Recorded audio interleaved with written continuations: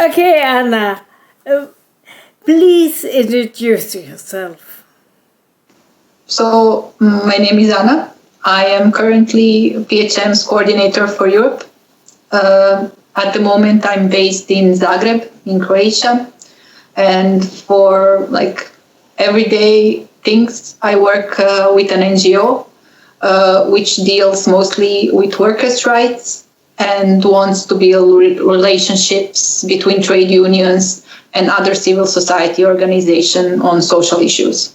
So what we have seen here is that the trade unions for a long time have been focused on social dialogue and not really reflecting on the health of the workers, on access to education. And that's how we began working on those topics. And so we have a few research groups, and my job is to work with the group doing the research on healthcare. And so here I am with PHM. Very good. I think you can start what is important for you from PHM Global. What is important? Wow. So I think that speaking generally about PHM, for me, it's been quite interesting. It's been amazing, actually, to see how a movement of this kind can work, because it's been the first time where I have experienced that people come together and it all kind of clicks. So it's quite clear when you're in the company of people from PHM. It's clear what you are doing, what you are working towards. It's mostly, I think that on several occasions I have spoken to PHM people who have described this as magic. And I think it kind of fits the description, because it's really a completely different feeling working with PHM than with anything else that I've had the experience to work with before. And of course, I think that there's also this element of learning from people, but not so much from a transfer of knowledge. I think for me, it has worked much more of knowing people who have been with PHM from the beginning, and then just, it comes from working with them to see how they approach things, how they see things, how all these things that maybe for someone who gets in PHM now, and it seems very new, that this has already been talked about before, and there's a lot of stuff happening in the background which you want to know just to be more informed and to work better. What is Global Health Watch at PHU? What are the main projects of PHM Global? Also, it has a few global programs. One of them is the Global Health Watch, which is being described as the Alternative Health Report. And it's a publication which is being worked on as we speak for the 6th edition. It should be published next year at the end of 2021. It's been arranged so it also takes into account all the changes that have happened with COVID-19 in the world. And it's an attempt to bring together the academic work that a lot of PHM people do, and which they're really great at, with some of the grassroots experiences of the activists who do the organizing in the field. So for this, it's quite interesting to see how people who are usually skeptical of people's movements trying to tackle issues as delicate, as complex as health, being quite friendly towards Global Health Watch, because it's really, it's very thorough, and it gives you a point of view which you don't really have the chance to get anywhere else. And well, there are the other programs, which is the International People's Health University, also called IPHU, which is a program for young activists who, when they can travel, they come together, they stay at the same place, and for a few days, they learn about different topics which impact people's health. And so there are a few IPHUs actually being organized also as we speak. There is one quite near in October, which is going to be an online IPHU. It's going to be a global IPHU also, with the topic of access to medicines, which is quite important now, as if we think about it. I mean, it's important always, but now as the discussion on vaccines rises and becomes more visible, having activists participating in this kind of program, it's quite important. And then next year, the PHM Europe, friends from CEPO and Medicus Mundi Mediterranea are working on a more regional IPHU, which is going to deal with privatization of health, more or less. In some aspect, it's still being defined, but I think we are all looking forward to it in any way that it happens, being online, being in person. We all think it's going to be quite interesting. And what else is there? Oh, well, there are the People's Health Assemblies. The People's Health Assemblies don't happen so often. They happen every 5 years, maybe. And this is the big thing, when over 1,000 people from all over the world meets and discusses and basically talks about what has happened to health systems, to health in the communities where they come from. And then at the end, there is WHO Watch, which is also a program oriented towards people who want to learn more about the World Health Organization. They want to know how the World Health Organization works, what influences it, how it makes its choices, how has this changed with time, and what is the role of corporate interest in the WHO forums, and so on and so on. So the WHO Watch has also gone through several changes this year. It's also being held online. But we'll see next year. Hopefully all these things will happen in person once again. I hope so. Do you think there's any chance a People's Health Assembly will be in Europe? I think that, there's no obstacle for it being in Europe. But for now, what has been tried is to actually support the regions which, basically Europe is quite expensive. Yeah, it's too expensive.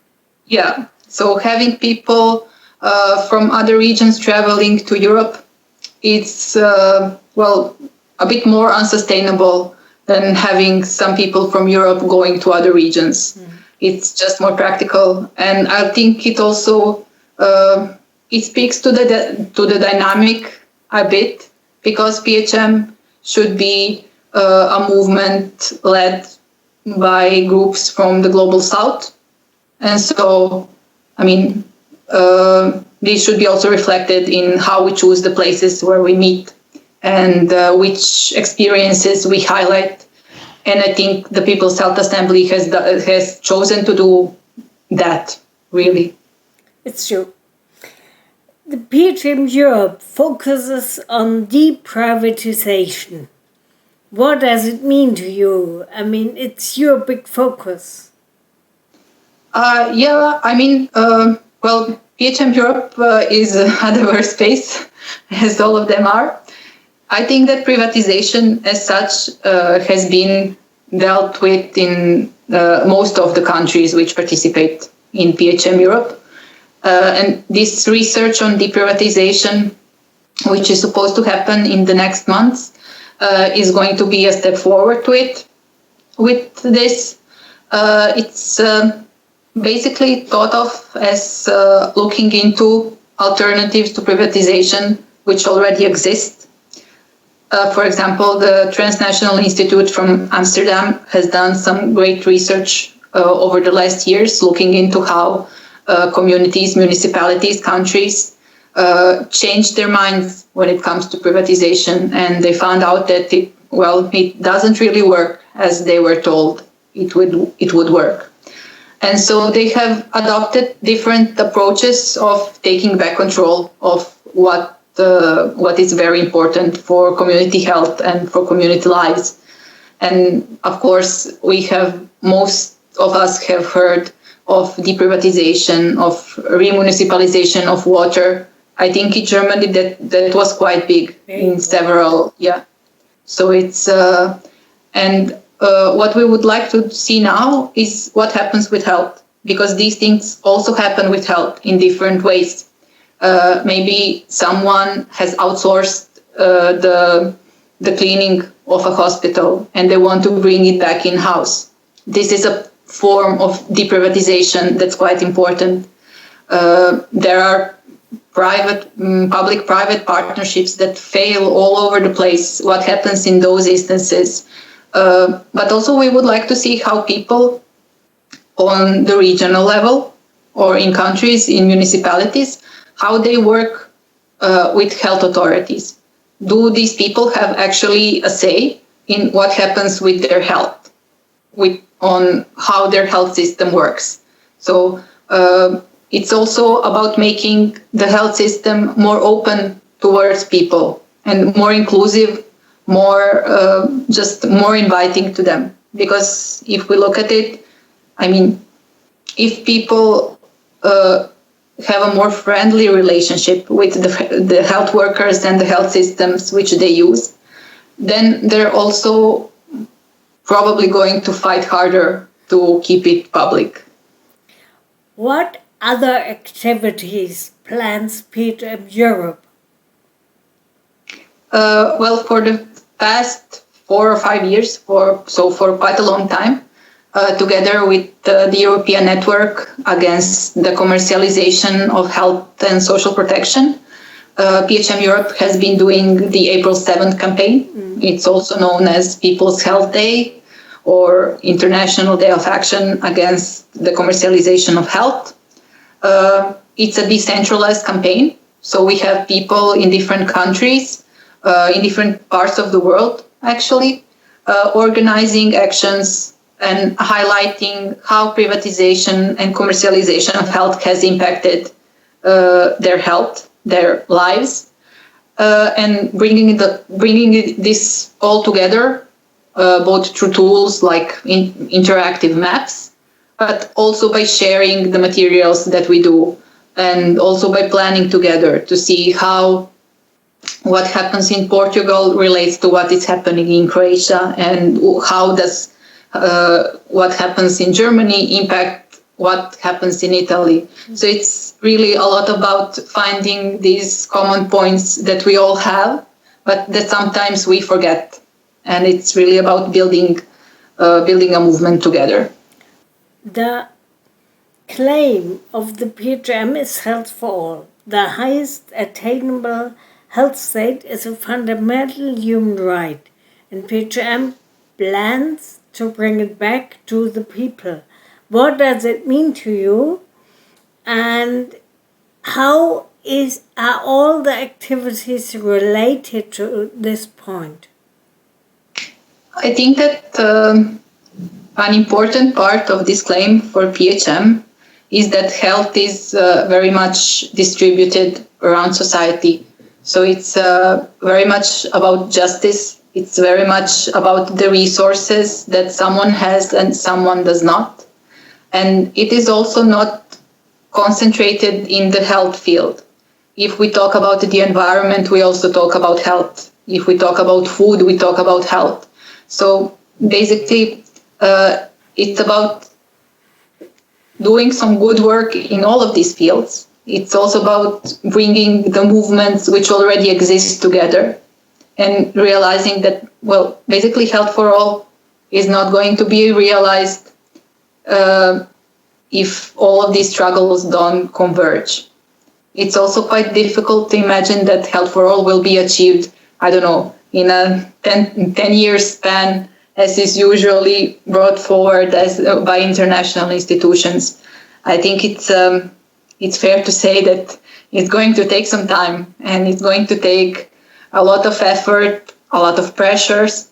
It's also going to face a lot of pressure from the other side. because it aims for what it's at the roots of society today. And society today is based on the fact that we are not treated the same. And the resources that there are, it's mainly concentrated in the hands of a few people. So if we don't talk about that, we can't talk about achieving health for all. We have to say that health for all will mean that capitalism goes away, so that the world changes. You are the coordinator of PHM Europe. Do you think you can achieve this goal by doing this work? Well, I think that, Europe is, it's in a strange position, I think, because if you look at it, we do have more money than the rest of the world. And so I think that if we can learn something from the European experience, it's that it's not only about money. When they say there's not enough money, someone is lying, because there is enough money. It's also about what you want to achieve, what kind of priorities you want to set. And I think that, if we focus for a bit on this money bit, I think Europe has a fairly good chance of achieving health for all, because if there is money somewhere, there is money here. We can do a lot of work towards universal, publicly funded health systems in Europe if we want. But again, I think that the pressure from the other side is such that it really requires a lot of work being put into how to bring people together, and how just to make these people's movements working towards visioning a healthcare system which would work for all. I think that it's also a bit difficult, because I know, even at the scale of Europe, it would change a lot of people's lives if everything was to change. So a lot of people, it's a big shock to expect. So I think it's not an easy thing to say, Europe has the money and it can do it. I think it will need a lot of time, a lot of work being put into making health systems in Europe better, and into achieving health for all here. But in capitalism, money never disappears. That we all know. Yeah. Anything else you want to say to the world? Well, no, maybe I want to say to PHM Germany, because this was quite, I think you kept me up to date of everything that was happening with your registration process and with how you were going to be formed. And I think it's a really great effort. And I think it's very good that you reached this point. I was quite glad that you let me know that finally the registration process was done. So I think it's, I hope you all have fun working at PHM Germany. That's also important. We need a lot of fun to keep on working. Yeah. Yeah. Thank you. So, thank you. Thanks for the interview, and that's it. Yeah. And we'll be in touch soon. Yeah. Okay. Thank you. Bye. Bye. Take care.